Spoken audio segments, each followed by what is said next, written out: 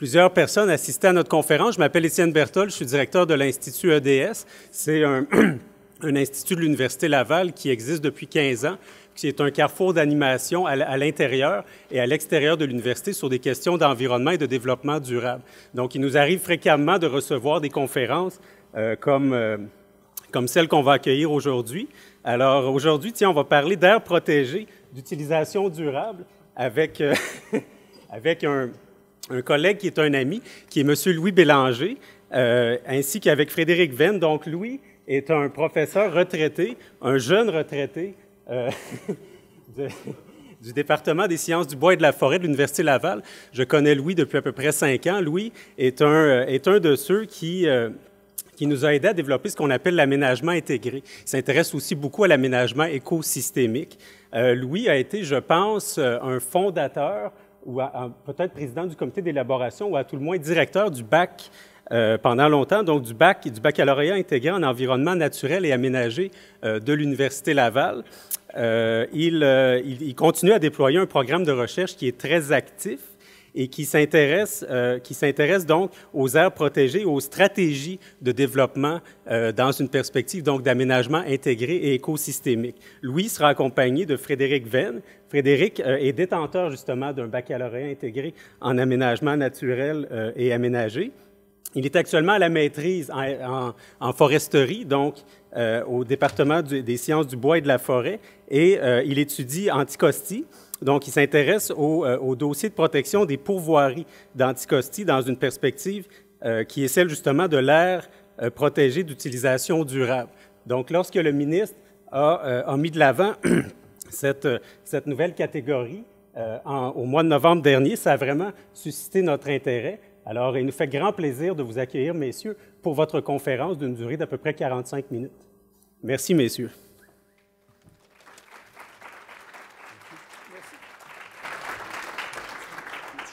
Quoi? Oui. Merci beaucoup, Étienne. En passant, il y a plein de monde que je connais. Bonjour. Et il y a certaines personnes clés que si, pendant notre présentation, on dit des choses qui sont pas tout à fait exactes, vont certainement avoir le plaisir là, de remettre les choses à l'ordre, notamment, où Jean Huot? Il est ici en arrière, alors on va parler beaucoup d'anticostie. Un peu tout ça, dans un certain sens, c'est de sa faute.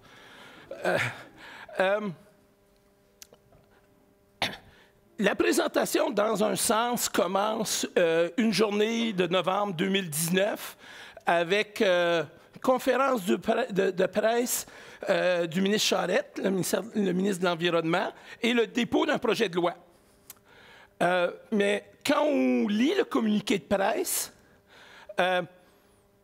au-delà du dépôt de projet de loi, il y a notamment j'appellerais deux grands buts qui justifient. Le gouvernement s'engageait, ce gouvernement-ci s'engageait d'atteindre la fameuse cible de 17 % d'aires protégées, donc la cible internationale, puis s'engageait de le faire d'ici la fin de l'année. Mais en même temps, ce qui est un peu particulier, c'est qu'il a parlé d'un territoire bien particulier, c'est-à-dire l'île d'Anticosti. Il disait qu'un des buts de la loi, c'était justement d'assurer la protection intégrale de l'île d'Anticosti. Puis pour protéger intégralement l'île, il y avait cette notion-là d'aire protégée d'utilisation durable. Pourquoi? Pourquoi, pour protéger toute l'île d'Anticosti, j'ai besoin d'un nouveau statut?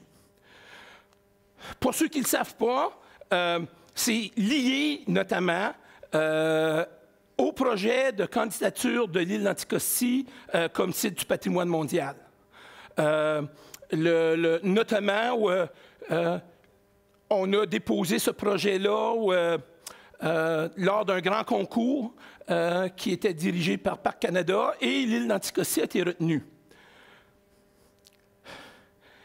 D'une façon complémentaire, vous savez que l'île d'Anticosti est toujours l'objet de grands débats et il y a eu notamment un débat spécial de l'Assemblée nationale et là je cite les diapositives de Dominique, qui disait que justement, au 24 octobre 2019, adoption à l'unanimité à l'Assemblée nationale d'une motion d'appui à la protection d'Anticosti dans le cadre de son inscription dans son patrimoine mondial.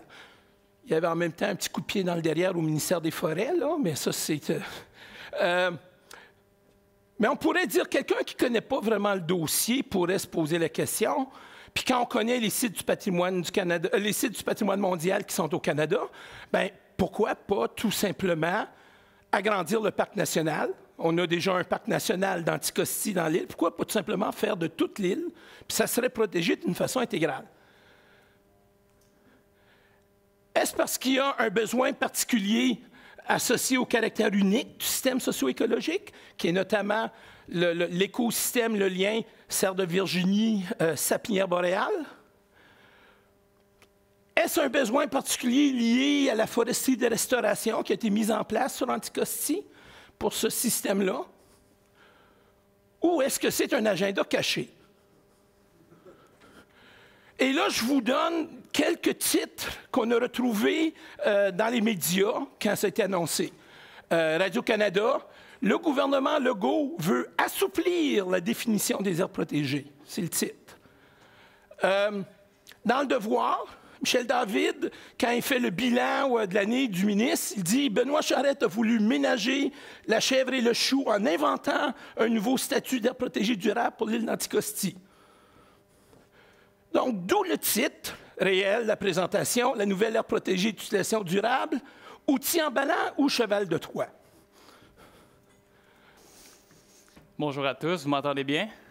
Merci, Louis. OK.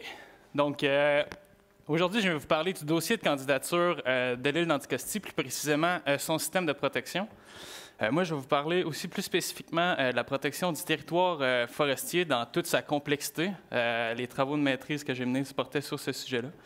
Donc, premièrement, j'aimerais commencer en vous disant que l'île d'Anticosti, c'est un lieu privilégié pour étudier l'association entre l'homme, l'humain et la conservation de l'environnement. Premièrement, par son système socio-écologique, où l'économie de l'île s'est structurée en étroite relation avec la mise en valeur de son patrimoine naturel et culturel.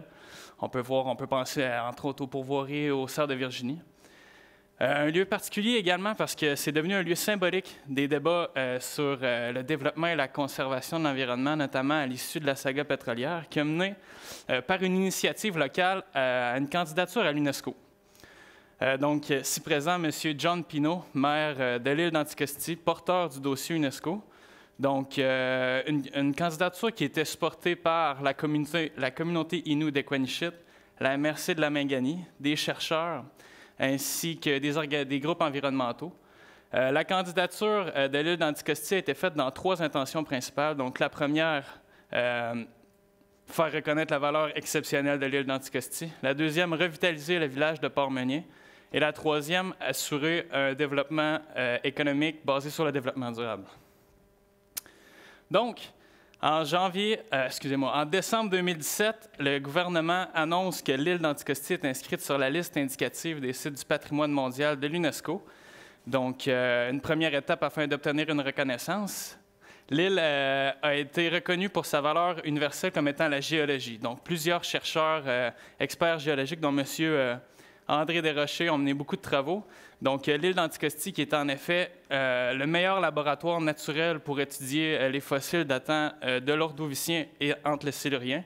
Donc, une période il y a près de 445 millions d'années. Donc, on peut voir une strate sédimentaire où ce qu'on peut étudier notamment la première extinction de masse des fossiles liée à des changements climatiques globaux planétaires. Donc, voilà. Les exigences de l'UNESCO pour le système de protection. Les sites de l'UNESCO sont reconnus pour créer des lieux de privilégiés, des lieux de référence en matière de conservation. Donc, l'un des piliers d'un dossier de candidature, c'est le système de gestion et de protection.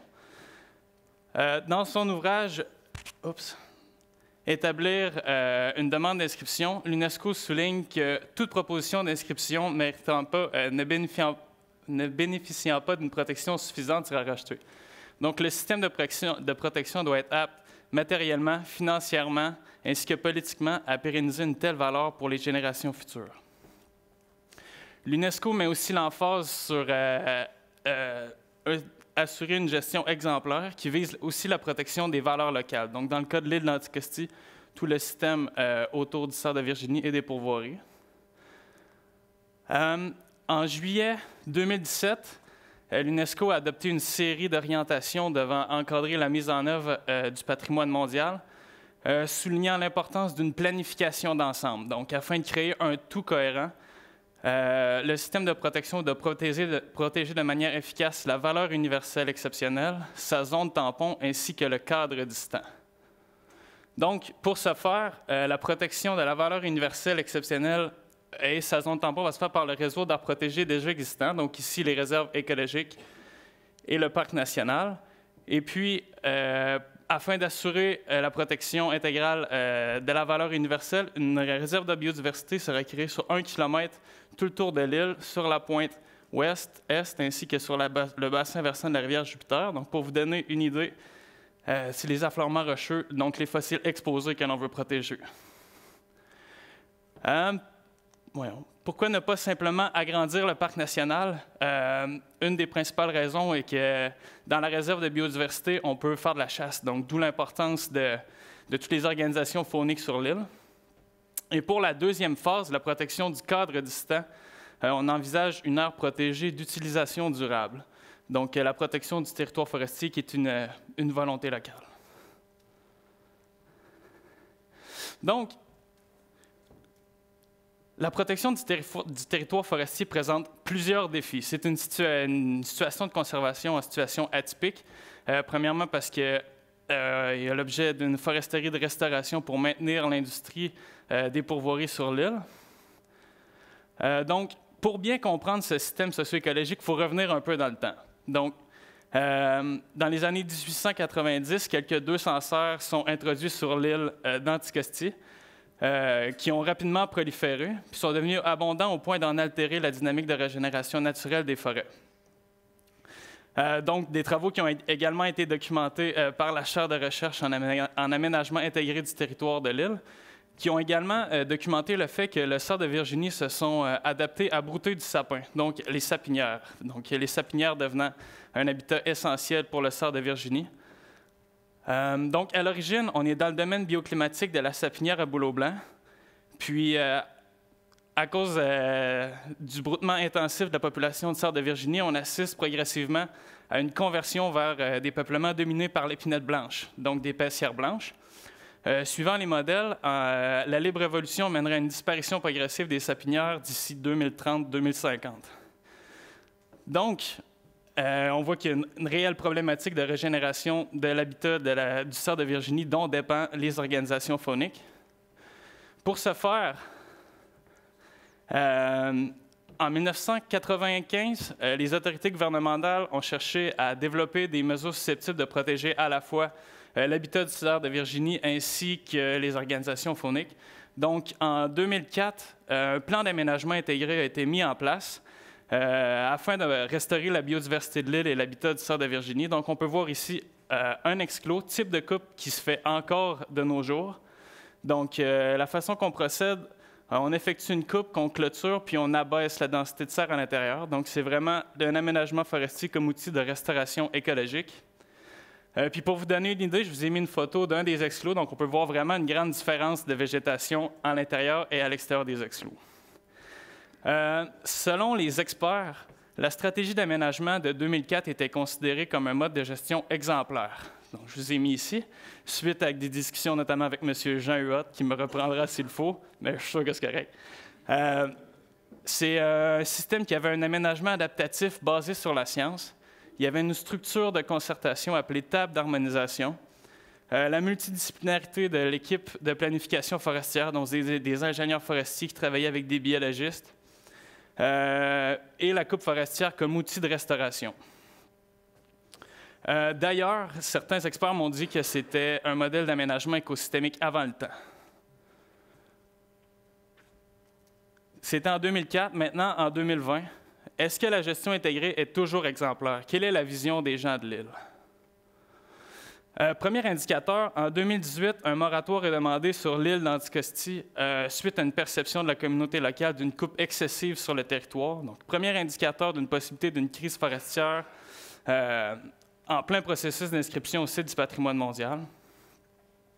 Donc, parallèlement, avec mes travaux de maîtrise, avec l'Université Laval et Nature Québec, nous avons mené une démarche de co-construction afin de développer une formule de conservation qui répond aux besoins des pourvoiries ainsi qu'aux critères de l'UNESCO.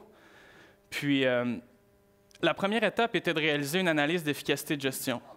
Cette analyse-là, c'est basée sur la méthodologie. Le document s'appelle La trousse à outils, amélioration du patrimoine, un document produit par l'UNESCO qui a été aussi utilisé pour évaluer la gestion de d'autres sites, dont une réserve mondiale de la biosphère en Australie. Donc, par une approche participative auprès des pourvoyeurs, on a pu identifier les principales lacunes du mode de gestion. La première, une problématique dans le mécanisme de mise en œuvre du mode de gestion, par un manque de personnel, manque de financement, absence de révision de la stratégie d'aménagement. Donc, la stratégie qui devait être révisée aux 5 ans, accompagnée d'un bilan, n'a jamais été révisée. Puis, une problématique d'harmonisation et de concertation entre les acteurs du milieu, donc le processus de consultation qui a disparu pendant presque une dizaine d'années. Donc, la question, quel statut pourrait garantir un aménagement durable exemplaire des pourvoiries? Alors, donc, vous voyez, dans un certain sens, la conclusion, c'est qu'il y avait actuellement l'institution qu'on avait mis en place sur Anticosti s'est délitée avec le temps pour différentes raisons. Et actuellement, les structures légales ne permettent pas une gestion de qualité exemplaire, telle que l'exigerait l'UNESCO. Alors, une première question qui a été posée, c'est est-ce qu'il existe un statut adéquat par rapport à l'UNESCO dans le cadre du nouveau régime? Y a-t-il quelque chose, quelque part, dans le nouveau régime forestier qui permettrait de faire donner cette garantie? Je vais synthétiser, on pourrait parler pendant 1 heure. Fondamentalement, non. Pour le moment, il n'y a pas de statut qui répondrait aux exigences de l'UNESCO, puis il n'y a pas non plus de statut qui répondrait à la nouvelle notion d'autres mesures de conservation efficaces.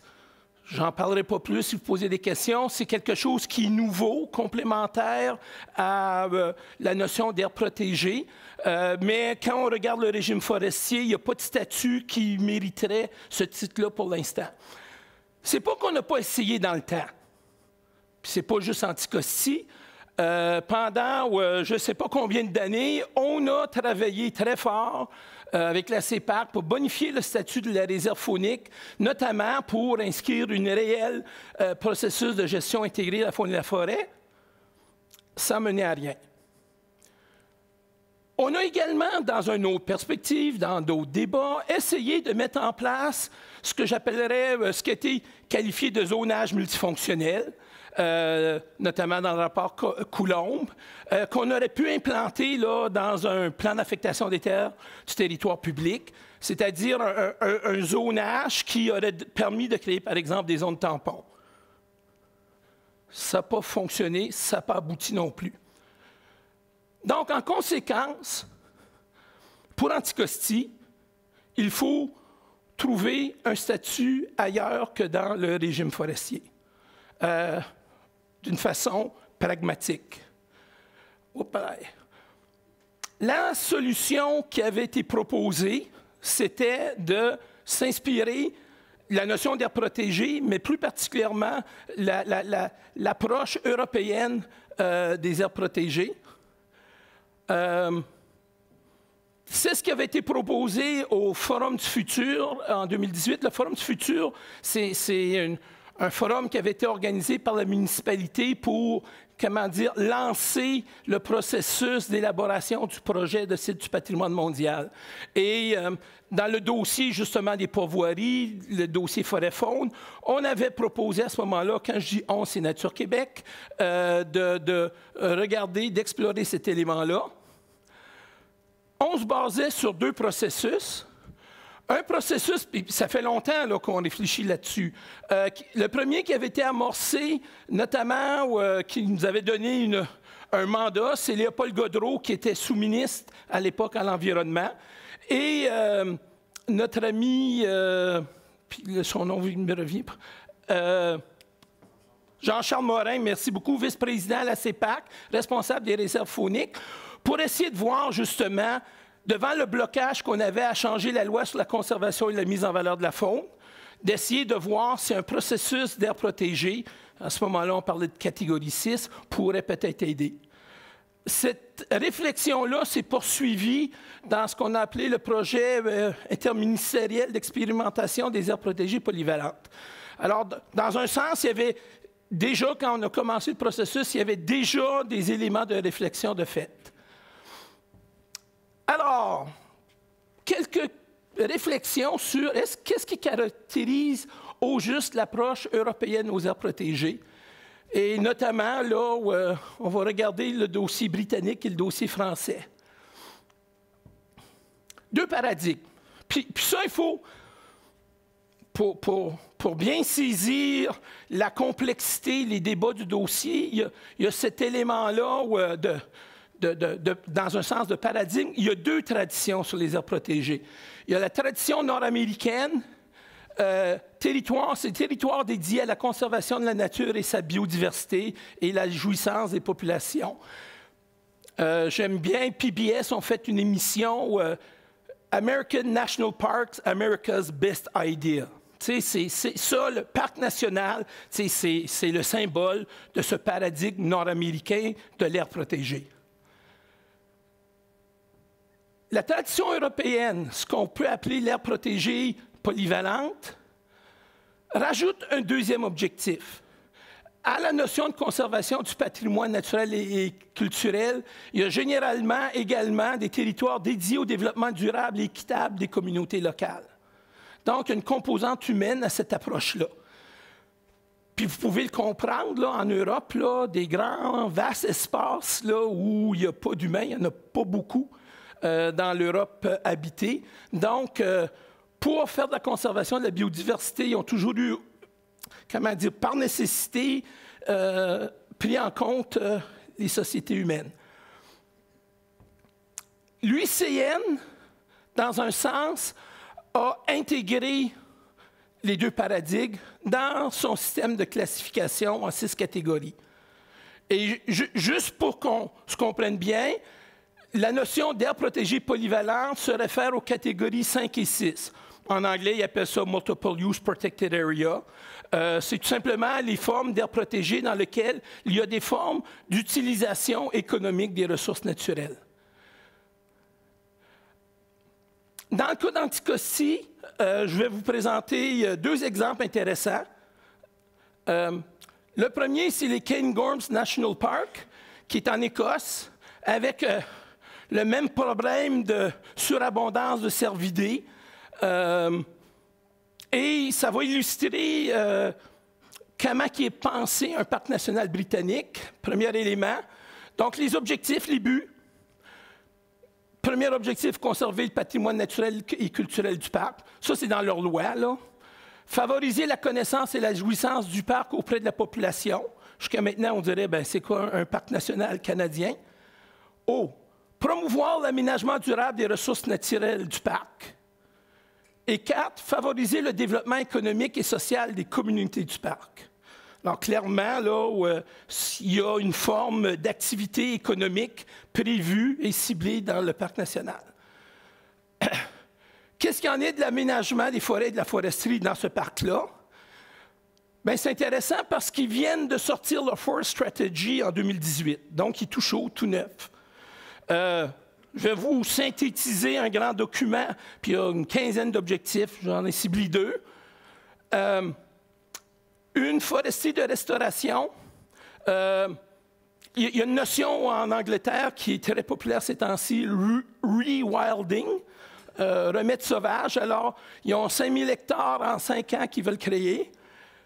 Mais un deuxième objectif, c'est une foresterie durable favorisant l'emploi local. Donc, une forme de foresterie qui essaie de suivre les guidelines de la catégorie 5 de l'UICN et également, généralement, sont tous à peu près certifiés FSC. Deuxième cas, un cas en France. Et c'est le dernier né des parcs nationaux français, ce qu'on appelle le parc national de Forêt, qui est en Bourgogne et Champagne. Je vois Jean-Pierre, donc on avait visité. Ça a pris 10 ans à monter, hein? Juste pour dire, pour s'entendre sur un plan d'aménagement pour le créer, ça a pris 10 ans. Donc, dans les objectifs de ce parc-là, qui est particulier parce que les 9 autres parcs sont soit en montagne ou soit sur bord de mer, c'est le premier puis ça répond à un engagement du gouvernement à faire quelque chose en plaine. Et un des objectifs, c'est de faire du parc national une vitrine de la gestion forestière française. Donc, le parc national s'inscrit dans le modèle des parcs nationaux à la française. Ce modèle repose sur l'accompagnement des acteurs locaux vers un développement durable exemplaire. 90% du parc est privé. C'est pour ça qu'on parle d'accompagnement, là, et c'est pour ça que ça a pris 10 ans à faire. Gagner le consensus n'était pas toujours facile. Donc, en conclusion, certains parcs nationaux européens peuvent servir de référence pour développer un type d'aire protégé adapté aux besoins d'Anticosti. Alors, quand je parle de référence, c'est ce sont des aires protégées, sont dans ce qu'on appellerait la catégorie la plus prestigieuse de leur pays respectif, puis il y a des formes de foresterie exemplaires qui se font. Ces exemples-là européens, par ailleurs, correspondent assez bien à la vision des gens d'Anticosti, et je cite l'énoncé de vision à la fin du forum de 2018. Je cite un paragraphe. « Par la présente, nous énonçons la nécessité de placer la protection de notre patrimoine, ce qui est important, pour eux, et l'amélioration de nos conditions de vie au cœur des décisions qui nous concernent. » Et c'est un peu sur cette base-là qu'en termes d'adaptation sociale, qu'on a amorcé justement de débattre, de discuter quelle forme que ça pourrait être, avec notamment les gestionnaires fauniques anticostiniens, là. Anticostiens, oups. Notamment la pourvoirie du lac à Geneviève, puis le secteur des résidents. Puis cette démarche-là, par ailleurs, se continue ou s'enrichit par maintenant ce qu'on appelle la table UNESCO Anticosti, qui est une genre de table de concertation multi-acteurs, présidée par le maire de l'île, M. Pinault, et le sous-ministre, M. Martin Malus, pour, développer des concepts sous une approche qu'on pourrait qualifier, avec un terme à mode ces temps-ci, la co-construction. Donc, c'est dans toute cette perspective-là qu'on vient d'expliquer qu'aboutit le projet de loi 46 et l'aire protégée d'utilisation durable. Voici la définition dans la loi. Le statut d'aire protégée d'utilisation durable vise la protection de la diversité biologique et des valeurs culturelles qui lui sont associées, ainsi que l'utilisation durable de ses ressources. Dans un sens, on pourrait peut-être, dans un sens, ça semble correspondre, mettons, aux objectifs de Ken Gorms. Dans le communiqué de presse, le gouvernement explique un peu plus son intention. L'ajout du statut d'aire protégée durable permettrait d'assurer la protection intégrale de l'île d'Anticosti en complément aux autres territoires protégés. J'ai expliqué ça à quelques-uns à l'entrée. L'aire protégée d'utilisation durable est une solution à un problème. Si on le fait, et entre autres, il y a cet engagement-là de protéger l'intégrité de l'île.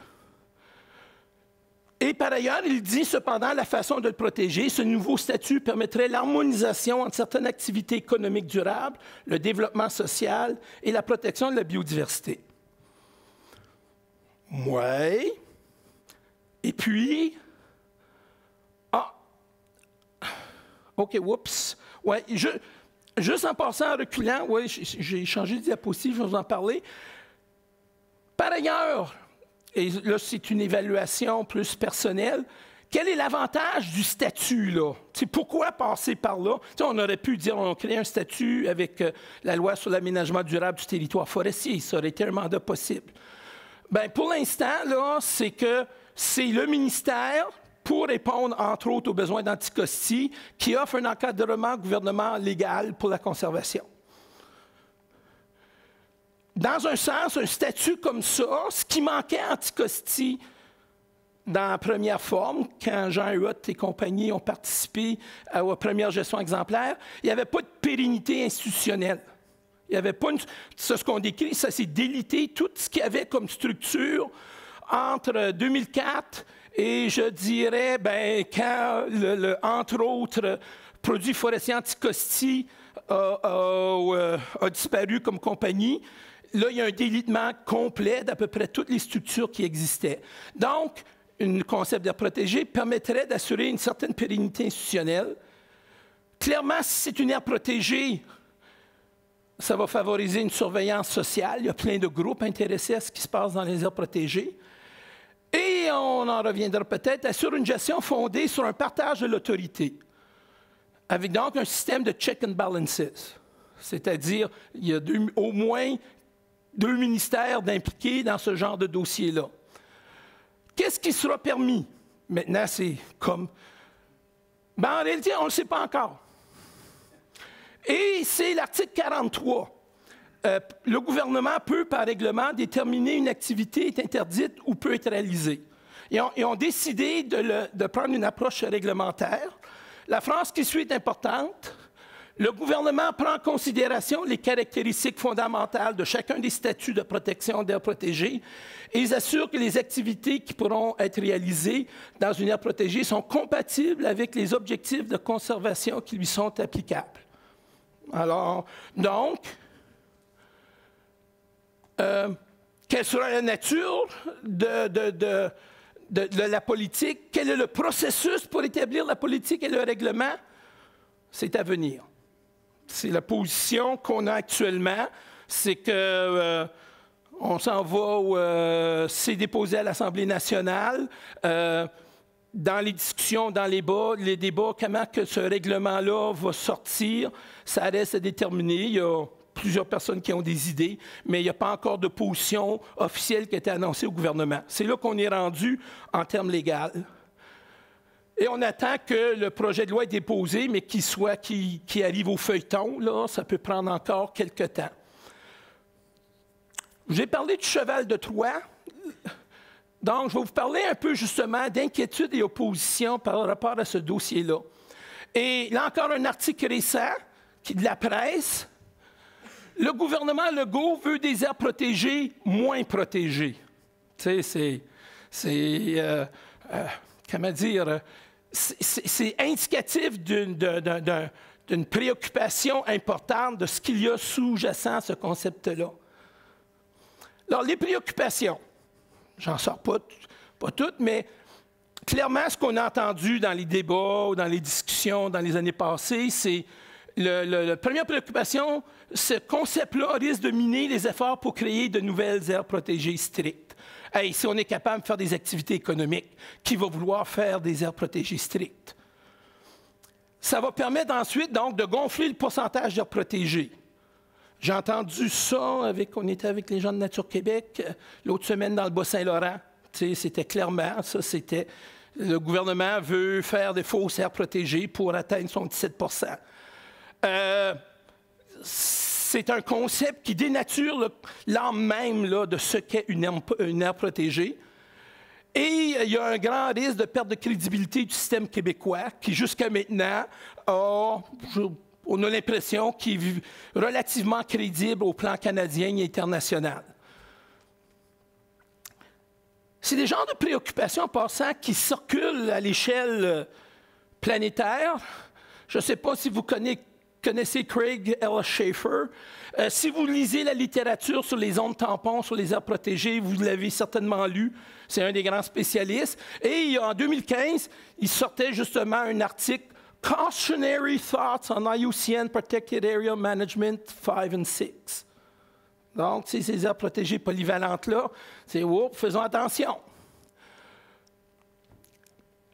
Ça va même d'une façon un peu plus fondamentale dans ce qui est devenu maintenant ce que certains ont qualifié à l'échelle internationale, le New Conservation Debate, parce qu'il semble-t-il, il y a eu un vieux Conservation Debate dans le temps de Muir puis Pinchot.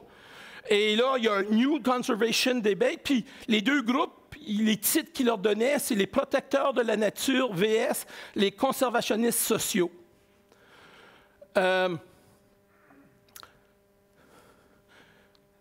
C'est clair, donc, on a un concept, puis on a des exemples européens, mais ce n'est pas sans risque, ce n'est pas sans risque de glissement ou autre.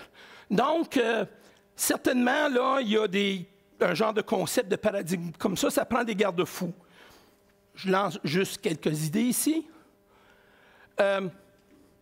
C'est la position de Nature Québec, c'est qu'il faudrait citer un objectif. Il faudrait cibler un objectif spécifique pour les aires protégées strictes, par exemple de 17 %. C'est le dérapage de dire qu'on fait dorénavant, on fera juste des aires protégées de type polyvalente. Bien, on se donne une cible d'aires protégées strictes qui permet d'encadrer cet élément-là.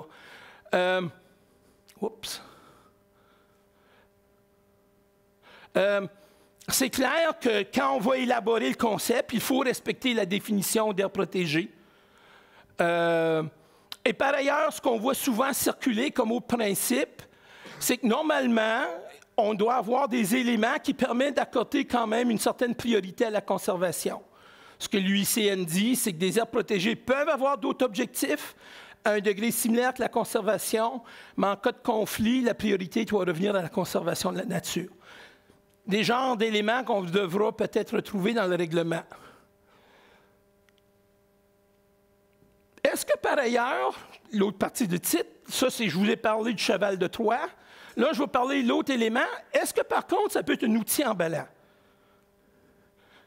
Oui. Je ne sais pas, vous reconnaissez le territoire?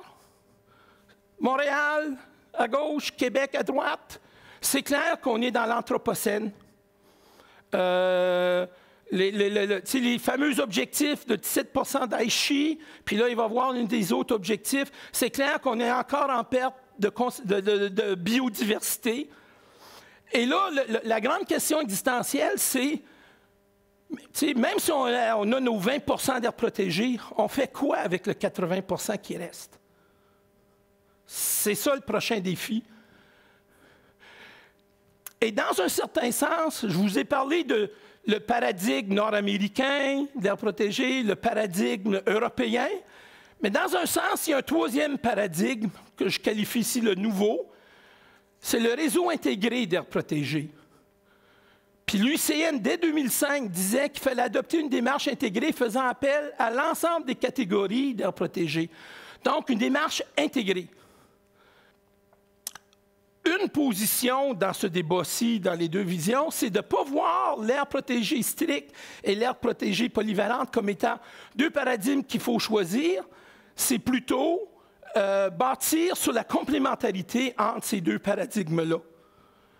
C'est ça le troisième niveau. Et dans un sens, si on regarde dans le passé, c'est comme si on avait réussi à mettre Muir puis Pinchot, Muir qui est le père des parcs nationaux, Pinchot qui est le père des National Forests aux États-Unis, pour créer quelque chose qui, aux États-Unis, existe, c'est les Adirondack Park Agency. Si vous allez dans les Adirondacks, qui est d'ailleurs un territoire qui est dans la Constitution de l'État de New York, c'est quelque chose là qui a un peu des deux éléments. Il y a des zones de protection strictes qui, légalement, une fois qu'ils ont ce statut-là, sont supposées rester permanentes. Et il y a des territoires privés dans lesquels il y a des formes d'utilisation. Ce genre de concept-là, puis moi, mon intérêt date des années 90, quand, avec le Parc national de la Mauricie, on m'a chargé un peu de leur proposer, avec Parc Canada, des solutions à la fameuse zone périphérique. Puis à l'époque, là, il y avait les deux réserves, la réserve de Mastigouche, la réserve du Saint-Maurice au nord, puis on dit « Hey, on pourrait peut-être bâtir une zone périphérique de conservation avec nos amis des réserves fauniques. » Ça, c'est le projet qui n'a jamais abouti, là. L'aire protégée d'utilisation durable, ma vision des choses, c'est que c'est un moyen pour concrétiser le concept de zone tampon au Canada. Le concept là, qui n'a jamais réussi à s'implanter. Il n'y a pas de réelle zone tampon. Les réserves de la biosphère de l'UNESCO n'ont pas réussi leur coup non plus. C'est également un autre moyen pour concrétiser un autre grand concept qui circulait dans le milieu de la conservation, c'est le concept du grand écosystème, le Greater Ecosystem qui a commencé par Yellowstone. Comment protéger non pas juste de façon stricte un territoire comme le Parc national de la Mauricie, mais d'avoir des objectifs de conservation à l'échelle du grand écosystème qui, en passant, comme si vous cherchez un nombre magique, là, on parle de l'ordre de 3000 km², de parler d'une zone de conservation résiliente au Canada. OK, la conclusion. Donc, l'aire protégée d'utilisation durable nous pousse à approfondir la réflexion sur quel va être le futur de la conservation de l'environnement, notamment au Québec et ailleurs. Puis, dans les aires protégées, il y a une très grande dimension sociale, en fait. On choisit de développer ou de conserver ou la façon dont on va développer. Donc, le cas de l'île d'Anticosti représente une grande opportunité de créer une institution qui n'est pas une finalité, mais bien un moyen.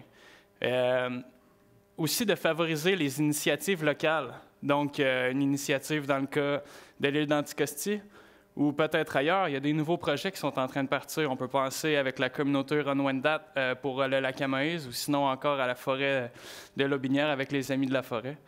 Donc, l'UNESCO qui, d'ailleurs, reconnaît l'importance d'inclure les communautés locales afin qu'elles deviennent porteuses du mouvement de la conservation, ce qui crée la force. Donc, l'aire protégée d'utilisation durable, ce n'est pas une finalité en soi, mais bien un moyen d'atteindre une gestion exemplaire, une planification écologique à l'échelle éco-régionale, puis aussi un bon moyen d'associer l'humain à la conservation de l'environnement. Alors voilà.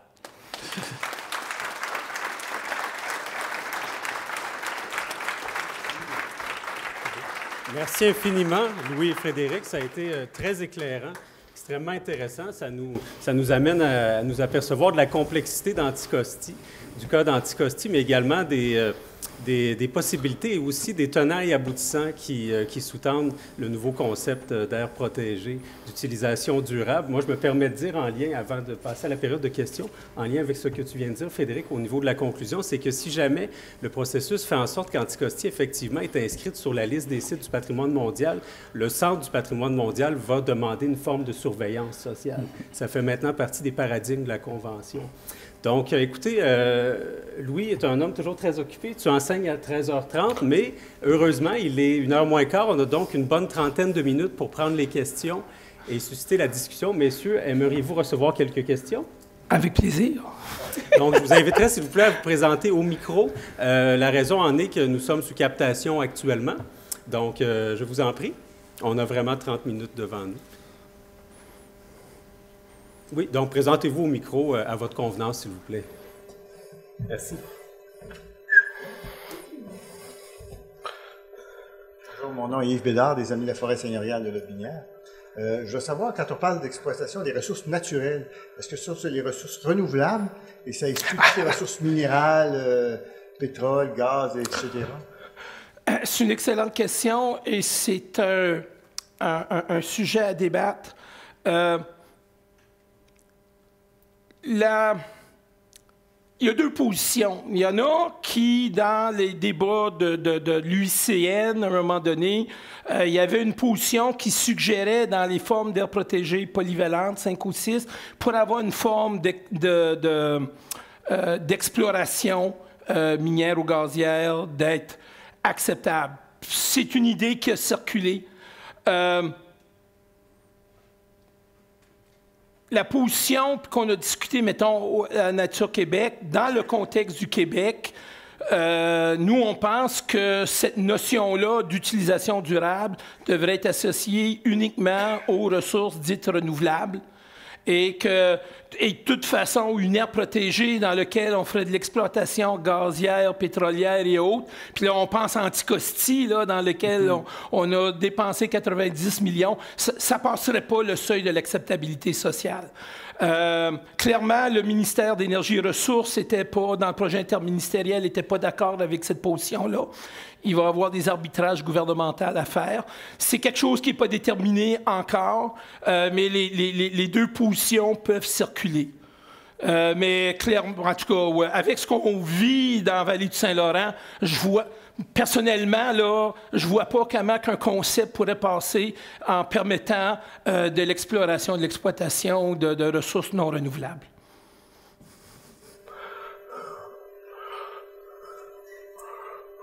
Bonjour Louis, bonjour Frédéric, Vincent Gérardin. J'aurais plein de questions, mais on a souvent l'occasion de discuter entre nous. Une petite remarque, je voulais dire que par rapport aux peuples autochtones, aux Inuits qui travaillent sur le dossier, qui soutiennent le dossier, il n'y a pas que Econitchit, il y a la Première Nation de Nutashquan aussi. C'était bon. Ma question, puis je l'ai posée en entrée quand je vous ai rencontré tout à l'heure, c'est comment est-ce que d'une manière concrète, parlons de foresterie, parlons de l'aire protégée qui est proposée sur l'île d'Anticosti, depuis la loi sur le développement, sur l'aménagement durable du territoire forestier de 2013, toutes les compagnies forestières doivent faire un aménagement dit écosystémique, dont Louis, tu es certainement un des premiers promoteurs et des plus grands défenseurs. Cet argument-là est régulièrement utilisé par l'industrie forestière pour dire que faire de plus puisqu'on fait un aménagement écosystémique. Alors, ma question est, d'une manière concrète, comment les plans d'aménagement forestier dans une aire protégée de cette nature-là pourraient se distinguer, d'une manière concrète, des plans d'aménagement, des PAFIO, pour prendre un langage bureaucratique, des plans d'aménagement forestier intégrés opérationnels, ça pourrait se distinguer donc, dans ce genre d'aire protégée. Je vois Jean-Pierre jeter, puis j'aurais envie de parler de Smarties. Ce qu'il faut comprendre, puis c'est ça, pourquoi d'ailleurs que le régime forestier ne passerait pas la rampe avec l'UNESCO. Actuellement, les cibles d'écosystémiques ont une forme que je pourrais qualifier, il y a eu un nivellement vers le bas. Dans le projet pilote d'aménagement écosystémique dans la réserve faunique des Laurentides, on avait prévu 2 niveaux d'écosystémique déjà à l'époque. On appelait les zones à haute valeur de conservation, puis on avait identifié le tiers du territoire pilote dont les objectifs écosystémiques seraient dans le range de variabilité naturelle. Par exemple, l'objectif, le cible en termes de restauration de vieilles forêts aurait été à peu près le double de ce qu'on a actuellement. C'est également les territoires où on n'aura pas lésiné pour agrandir les bandes riveraines, là. D'une façon un peu plus systématique, une demande que les communautés autochtones nous avaient demandé. Donc, il y a toute une série de choses qu'on peut faire ce que j'appellerais un écosystémique exemplaire. Et on a même, je me rappelle, dans d'autres projets de recherche, développé avec des gens du ministère des Forêts puis de l'Environnement, les notions de naturalité. D'ailleurs, actuellement, Sylvie Gauthier fait son doctorat pour utiliser ça, pour faire des analyses de cycle de vie, donc des méthodes même quantitatives pour évaluer la naturalité. Le concept fondamental qui avait été proposé dans le projet interministériel, c'était un haut niveau de naturalité, ce qui est très différent du régime actuel qui permet un niveau qu'on pourrait dire minimal acceptable. Donc, une forme modulée. Clairement, c'est ce que la réserve faunique... Ce qu'on a essayé de mettre dans la loi sur conservation de mise en valeur de la faune de 2007-2008, c'était que des territoires à une vocation de conservation de la mise en valeur de la faune et de ses habitats. Juste rajouter ces 3 mots-là, puis on n'a jamais réussi. Alors, c'est ce genre de chute Anticosti, c'est clair que la notion d'aménagement intégré. Dans un certain sens, le vieux régime aurait permis de faire ça, là. Ce qu'on réalise, c'est qu'institutionnellement, il n'y a pas assez de contre-pouvoir, pas assez de surveillance, pas assez de ressources qui ont été mises dans Anticosti pour maintenir l'excellence. Et juste pour vous dire, Anticosti, c'était le dernier territoire à ne pas avoir de table gire au Québec, il y a encore 2 ans. Oui, ça s'appelle un comité multi-ressources. Mais c'est juste pour voir. Donc, le régime, dans un sens, si on a un évaluateur, le ministère des Forêts ne peut pas garantir la qualité de la gestion parce qu'on vient de documenter un échec depuis 10 ans, puis il n'est pas encore résolu. Tu sais, je suis sur le comité, on n'a toujours pas le nouveau plan. C'est le seul territoire où le PAFIT n'a jamais été renouvelé depuis 2004. On vient de rater 3 cycles. En principe, partout ailleurs au Québec, ça serait illégal. Alors, c'est ça notre problème. C'est ça, Vincent, la question d'une gestion exemplaire. Je peux-tu? Vas-y donc, Fred. Non, mais tu sais, on va s'échanger. Ça va être interactif, dynamique. Ma vision des choses aussi, c'est qu'avec un concept d'art protégé, c'est sûr qu'il y a des objectifs d'abord de conservation de la biodiversité, chose qui peut être très intéressante. Aussi, peut-être donner une vocation à cette foresterie-là, comme une vocation de restauration. Dans le cas de l'île d'Anticosti, la sapinière à Bouleau-Blanc. Dans le cas de la forêt de Lotbinière, les vieux peuplements d'Épinette Rouge, on parlait de la forêt acadienne, plein de concepts intéressants. Puis aussi un moyen pour la gestion exemplaire. Donc, Louis, tu compléteras, là, mais il y a aussi des modèles qui existent déjà. Donc, mettons comme la forêt de Harford, en Montérégie, où c'est une gouvernance décentralisée. Des objectifs de conservation, une foresterie plus sociale. Je ne sais pas si... Oui, c'est ça. Il y a des exemples qui se font, là, puis c'est ça. Il y a une plus-value à un art protégé. Bonjour, Matthew Hedven. Bonjour, Matthew.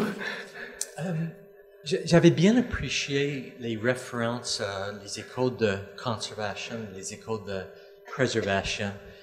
Et pensez-vous que partie de notre problème, c'est les incohérences entre ces mots conservation, préservation et développement durable? Il y a beaucoup d'incohérences dans l'utilisation, compréhension de ces mots et que ça crée certains de ces problèmes. Je vais vous donner une réponse chinoise. C'est le yin et le yang. Nécessairement, il y a, dans un sens, des conflits inhérents à l'utilisation d'un territoire par les humains, puis une préservation. Mais comme les Chinois le disent, dans le yin et le yang, il faut trouver l'harmonie entre les deux. Et je vais vous donner un exemple bien concret. Moi, je pense qu'un territoire exemplaire, je ne l'ai pas mis là, mais j'en profite, la forêt Montmorency pourrait se classer là-dedans. Et la forêt Montmorency a une structure de gestion basée sur 2 gestionnaires. Le gestionnaire, l'aménagiste, responsable de l'état de la santé de la forêt à long terme. L'opérateur responsable de la santé financière de la forêt Montmorency à court terme. Et c'était un dialogue entre les deux. Avec des fois, il y a des problèmes économiques, puis est-ce qu'il y a un peu plus de compromis par rapport à quelque chose? Et moi, je pense que ça a fonctionné. L'idée, c'est que c'est pas un concept. Tu sais, si c'était facile de faire un aménagement durable exemplaire, on en ferait partout. C'est que justement, c'est difficile. Puis c'est tellement difficile que ça nous prend des institutions spéciales. Une institution qui, malheureusement, a été faite par le fédéral et pas le provincial, s'appelait les forêts modèles. C'était ça l'objectif des forêts modèles. Moi, j'avais travaillé avec celui de Waswanipi, avec les CRI, mais il y avait celui du Bas-Saint-Laurent. Et ça, après 10 ans, on a arrêté le financement. Mais c'était ce défi-là de bâtir les consensus, de construire des éléments pour faire quelque chose qui soit viable, écologiquement correct. C'est ça le défi. Et là, je ne dis pas qu'on s'en va faire une gestion exemplaire de tout le Québec, mais pour un site du patrimoine, c'est ça ce que l'UNESCO s'attend. Puis, ce qui est le fun avec Anticosti, l'opportunité, c'est qu'on a un besoin politique demandé par l'ensemble des députés de l'Assemblée nationale de protéger Anticosti puis de le mettre comme site du patrimoine UNESCO. Puis là, on dit, l'UNESCO veut une gestion exemplaire, comment qu'on le fait? Puis c'est ça. Puis pour l'instant, quand ils ont dit, on va faire un nouveau statut, je dis yes, Parfait, good, mais maintenant, il va falloir le définir. Est-ce que ce statut-là va vraiment être capable de faire une gestion exemplaire pour Anticosti? Il va falloir qu'on définisse ce que ça veut dire. Puis en passant, là, j'en profite juste, quelqu'un me dit, un des grands dangers, c'est que on va prendre le concept d'aire protégée, d'utilisation durable, pour faire plein d'aires protégées pour répondre à nos objectifs. En termes purement de gestion sur le terrain, une réserve de biodiversité, on a juste à dire, du jour au lendemain, il n'y a plus d'exploitation forestière, puis ça s'arrête. Essayez de vous entendre, tout un groupe, sur ce qu'est une gestion exemplaire sur Anticosti. Combien d'années vous allez penser que ça va prendre pour qu'on le définisse? Alors, tu sais, si du jour au lendemain, on décidait, on transforme le réseau des réserves fauniques du Québec, 10 de la forêt en aire protégée d'utilisation durable. Il va falloir qu'on s'entende sur c'est quoi une gestion exemplaire. Si on réussit à faire ces plans-là d'ici 5 à 10 ans, je serais heureux.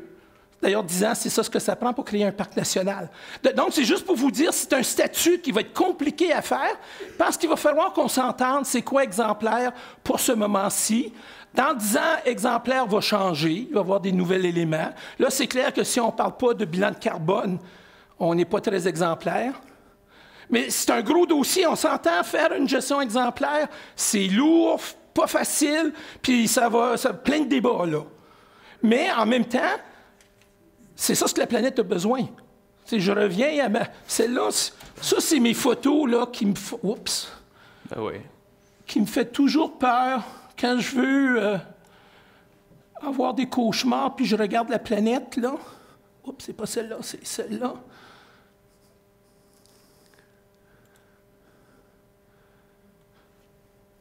Puis, avez-vous vu les images comme ça, là, des États-Unis et de la planète?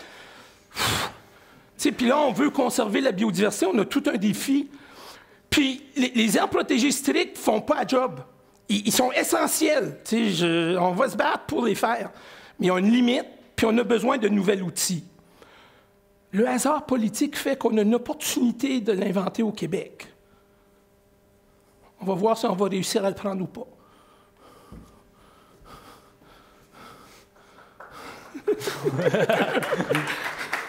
Professeur. C'est mes étudiants sont vraiment sont biaisés. Ah, bonjour. Bonjour. La doctorante en sciences forestières. Dans les aires protégées de catégorie 5, surtout, et 6 aussi, comment comptabiliser? Comment allons-nous comptabiliser, en fait, la superficie qu'on va mettre comme aire protégée? Parce que dans certains cas, dans certains pays, ça comprend des zones de production, des zones beaucoup de zones. Et comme vous avez dit, est-ce que ça ne risque pas de gonfler? Oh oui. Ça devient, vous avez tout à fait raison, puis ça tombe dans les garde-fous. C'est quand on parle de garde-fous, mettons, si on a dans certains types, je ne dis pas partout, mais je connais un peu les parcs naturels régionaux français où il y a des bouts, tu dis, ouais, en termes de conservation de la biodiversité, pour différentes raisons, ça ne le mérite pas. Mais le système UICN, avec la notion multicatégorie, avec des formules de zonage, tu peux centrer les endroits dans lesquels tu penses qu'ils méritent d'être dans le registre. Et ça, c'est l'autre problème, c'est que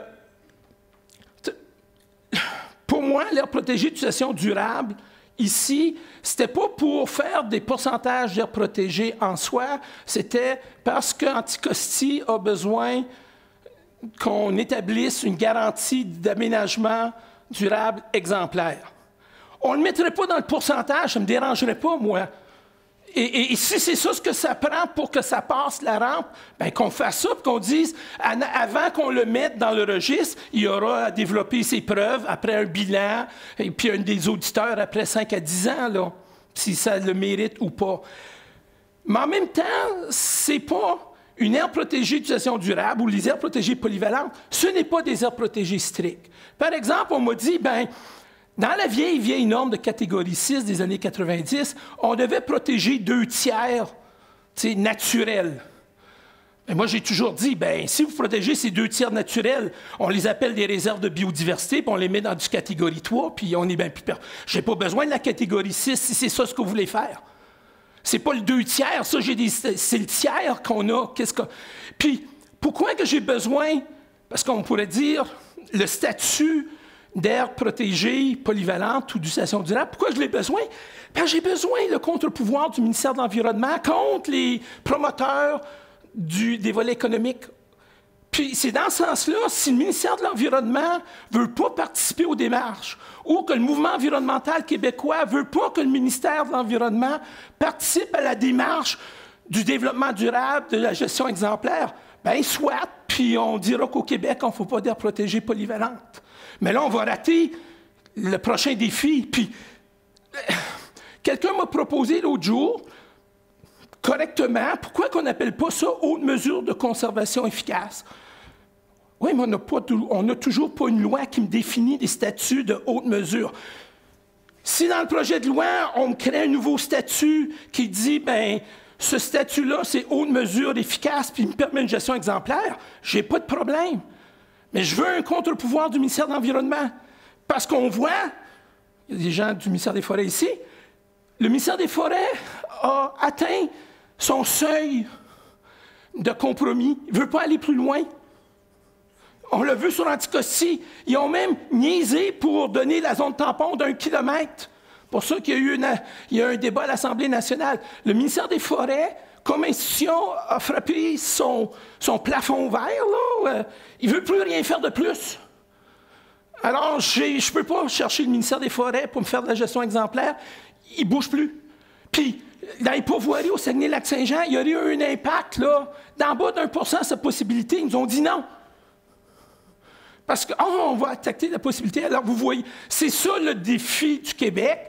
Puis là c'est un cadeau de Noël, ça, magnifique, là, le projet de la protéger l'utilisation durable pour le monde de la conservation. Mais je comprends que les gens soient inquiets puis qu'ils n'aient pas confiance.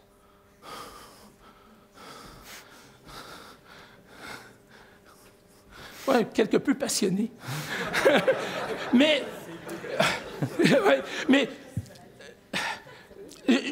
dans le contexte, je me rappelle, moi, j'ai participé à la définition de l'intégrité écologique des parcs nationaux. J'ai même été sur la Commission nationale. Puis je me rappelle, à ce moment-là, il y avait ce fameux concept-là de grand écosystème, zone périphérique. Puis là, on avait convaincu la CEPAC de justement faire un aménagement intéressant dans la réserve de Mastigouche puis de Saint-Maurice qui serait intégré puis avec l'écosystémique. Puis on a frappé le mur. On a frappé un mur qu'on n'a jamais été capable. Puis pourtant, le monde pense que ce sont des aires protégées, toutes les réserves fauniques. On disait que... Mais là, il n'y avait personne, les réserves fauniques, c'était pas un problème politique suffisamment important qu'un ministre veuille prendre le dossier. Ce gouvernement-ci n'a pas eu le choix avec Anticosti. Anticosti, ils sont pognés avec le dossier. Et là j'ai dit, wow, c'est là, on a une fenêtre d'opportunité politique. Puis c'est un peu ce qu'on vous a présenté. Ça va être dans les prochains mois. Alors, bonjour, Guy Lessard-Cerfo.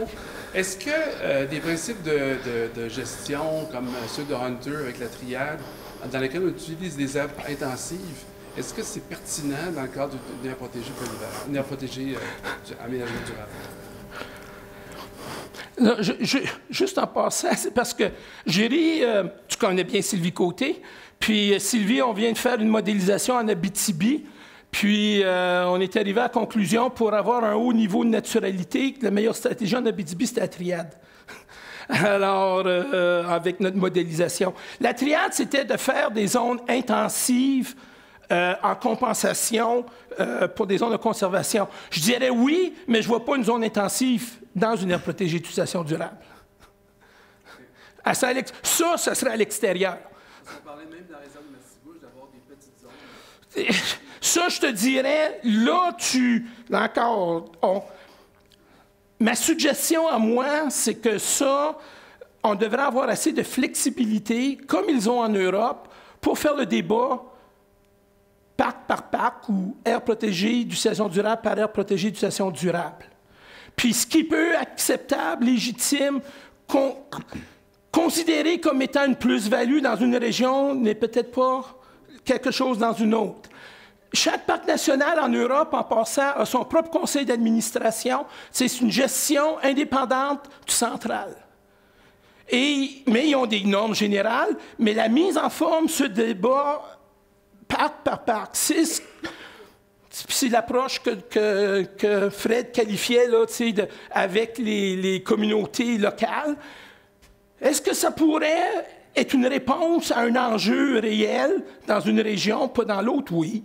Alors moi, j'ai tendance à dire qu'il ne faut pas fixer des normes génériques, mais on peut penser que comme orientation générale, au niveau de naturalité, si tu en faisais, parce qu'il faudrait que tu ailles vraiment là, des gains que tout le monde penserait que ça serait adéquat. Mais est-ce que c'est ça que la population du Québec va accepter ou pas? Je regarde clairement le mouvement environnemental, puis ça inquiétait ma directrice, ma DG à Nature Québec, là, parce que dans un sens, on est les promoteurs, mais ça passe mal la rampe, la façon que ça a été présenté. Puis on regarde les journaux, vous avez vu un peu, on le voit comme un concept qui attaque le concept d'aire protégée stricte. Alors, qu'est-ce qui va être acceptable ou pas? Le débat est à faire. Nous, à Forêt-Montmorency A, on a résisté pendant 40 ans les plantations. On ne l'a pas fait parce qu'on a considéré qu'on n'avait pas besoin. Puis quand on a reboisé, on a fait ça en enrichissement là, pour faire de l'épinette à travers une régénération naturelle. Donc, on a pris, un peu comme l'agriculture biologique, une formule à haut niveau de naturalité qui répondait à peu près à l'objectif. Mais c'est... Vas-y, Fred. C'est peut-être que pour l'aire protégée d'utilisation durable, ce qu'on a besoin, c'est des outils plus flexibles. Puis comme Louis disait, peut-être que par rapport à des enjeux locaux, on peut adapter le concept à la réalité locale. C'est comme dans le cas de l'île d'Anticosti, c'est la restauration des sapinières à bouleau blanc, mais c'est un choix. On peut choisir de faire des zones intensives. Peut-être qu'on a besoin de cette flexibilité-là. Je ne ferai pas... C'est ça. À définir peut-être dans des projets pilotes. C'est d'ailleurs ce qu'on a proposé au gouvernement, de faire des projets pilotes pour non pas débattre de principes, mais de régler des enjeux sur le terrain, puis de voir, dans des cas spécifiques, quelle serait la plus-value en termes de conservation d'un tel statut. Oui, Frédéric, tout à l'heure, tu parlais de foresterie sociale. Ça, moi, je suis extérieur à la foresterie, mais ça me semble être un très bel outil d'appropriation sociale, la foresterie. De quelle façon de quelle façon penses-tu qu'on peut éventuellement déployer cette foresterie sociale dans le concept, disons, d'aire protégée dont on a discuté? Parce que je le redis, si ce qu'on vise ici, je pense qu'on comprend bien la dynamique, c'est in fine l'inscription sur la liste des sites du patrimoine mondial. Selon les paradigmes qui régissent la Convention actuellement, c'est le Centre du patrimoine mondial qui gère ça, ça va prendre une très grande participation sociale puis une acceptabilité parce qu'on ne fonctionne plus aujourd'hui selon le critère uniquement de la valeur universelle exceptionnelle. En partie, mais on veut vraiment l'adhésion du public puis selon des mécanismes continus. Est-ce que la foresterie sociale, c'est une avenue possible pour y arriver? Comment tu vois ça? C'est une bonne question. Alors, il faut prendre le temps de réfléchir.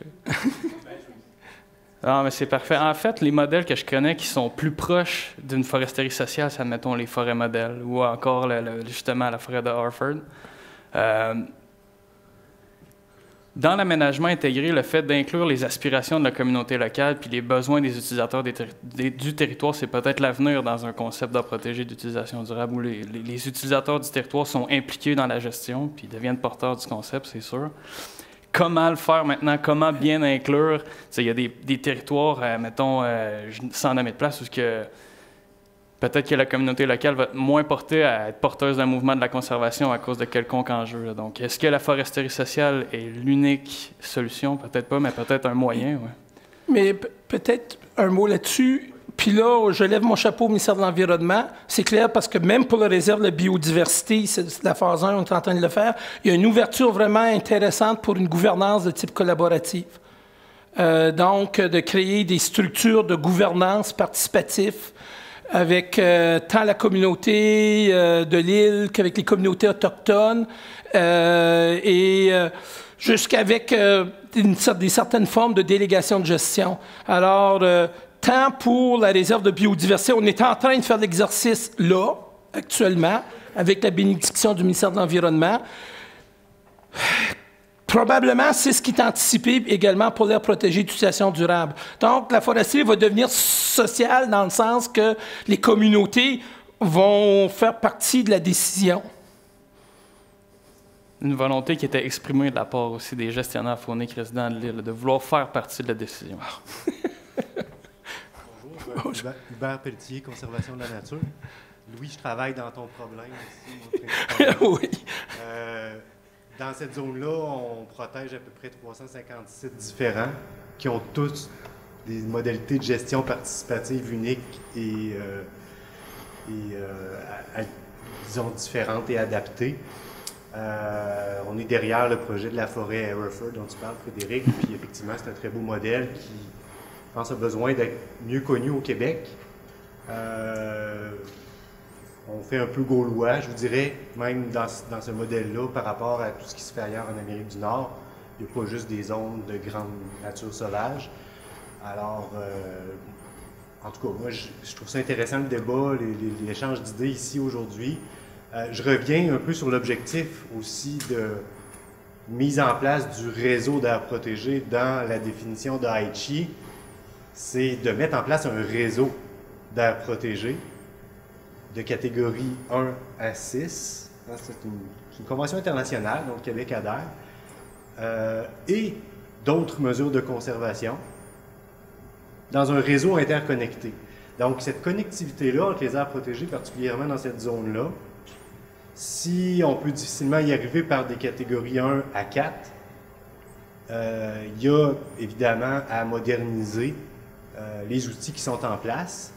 Et je crois que la catégorie 6 ne veut pas seulement dire qu'il va y avoir de la foresterie dedans. Ça peut vouloir dire aussi d'autres types d'usages. Et je crois que, effectivement, je pense que le Québec est rendu là, en termes de volonté sociale, politique et même du mouvement écologiste, à s'ouvrir un peu les yeux, dans le sens où, même, en tout cas, à mon sens très personnel, de l'industrie touristique dans un parc national peut être, disons, dans ces zones-là, très intensives, où est-ce qu'il y a des usages. En tout cas, pour être un ornithologue, j'en vois moins que dans des zones où il y a certains parterres de coupe. Donc, à un moment donné, il va falloir dire, OK, il n'y a pas juste la question de la foresterie, là, il y a aussi la question d'autres usages. Et puis, on est déjà ouvert dans notre réseau d'aires protégées à avoir des activités économiques, ne serait-ce que dans les parcs avec l'industrie touristique.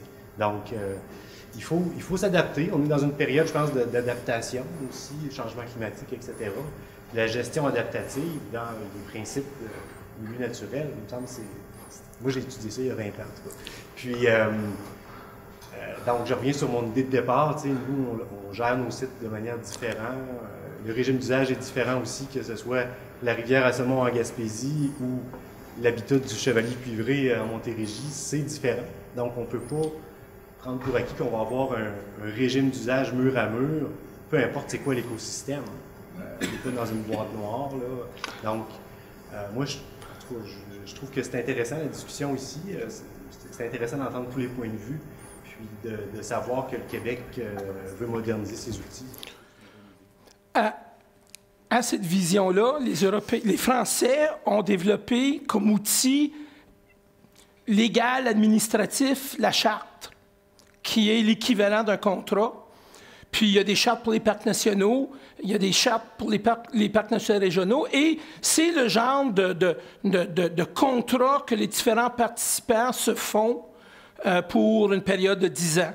Et nécessairement, cette charte-là doit être approuvée pour les parcs nationaux régionaux par le ministère de l'Environnement, pour les parcs.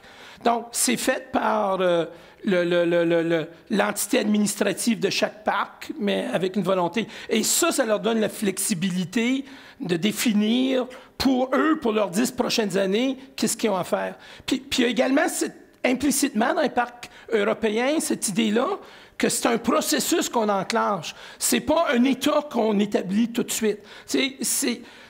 Dans les parcs nationaux du Canada et du Québec, c'est un peu ça. Les objectifs sont fixés. Les parcs européens, c'est un processus qu'on enclenche d'amélioration durable avec des outils qui sont supposés te permettre d'y arriver. C'est complètement différent en termes administratifs. Et donc, si dans un règlement, tu mettras en place l'obligation de faire les outils, l'obligation de faire les bilans, plutôt que d'essayer de faire des règlements. Puis, j'avais essayé de faire ça à l'époque, là, convaincre les avocats dans la paix des braves que c'était ça la meilleure formule pour les crises. Je n'ai pas réussi. Puis on est pogné avec le caribou, avec le règlement qui est complètement dysfonctionnel pour la protection du caribou.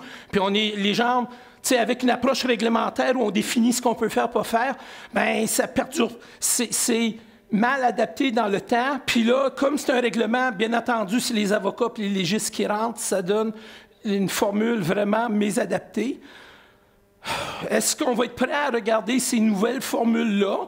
C'est là que moi, je trouve que les Européens nous donnent des approches intéressantes qui correspondent un peu à ce que vous faites. Moi, pour vous autres, ce genre de statut-là, ce qui pourrait être intéressant, c'est que est-ce que ça peut être également un cadre d'aide financière du ministère de l'Environnement à vos structures? Parce que c'est ça également. Tu sais, on a essayé de faire des paysages humanisés au Québec. Un parc naturel régional en France, quand il est créé, c'était au minimum 1 million d'euros qui arrivent le lendemain.